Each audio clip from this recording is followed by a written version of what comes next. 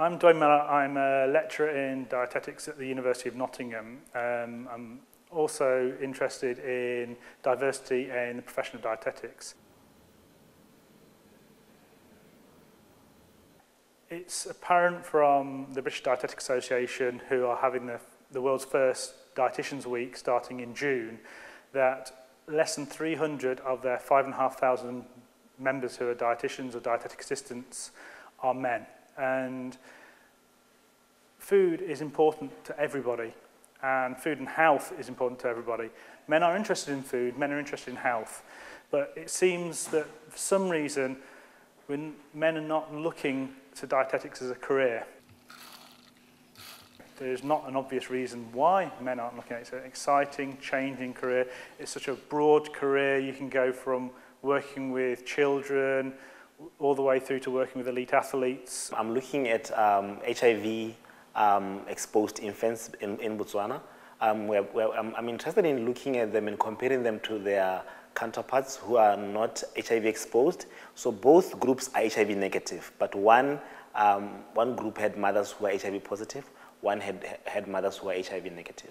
So I'm interested in looking at their intake, at their nutritional status, and also at their feeding practices, if they differ, because it has implications for policy back home, because my government of Botswana is spending a lot of money on formula, free formula. So if we can find ways that can reduce that intake of formula in all children and try and improve breastfeeding in all children, regardless of the HIV exposure, I think it's a good thing because it will improve the nutrition of the children, but at the same time also save money for the government.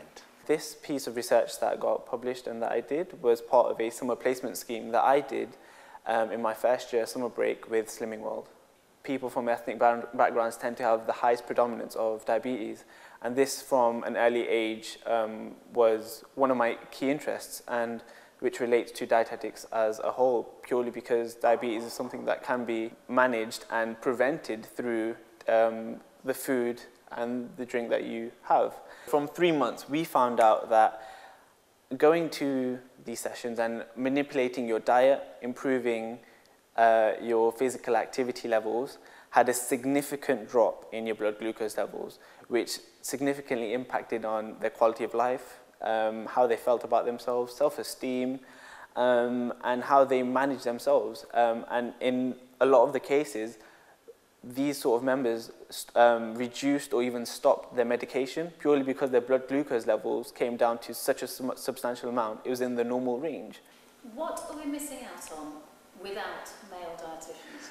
I think it's a perspective looking at food, looking at how food is within the culture, how people make food choices.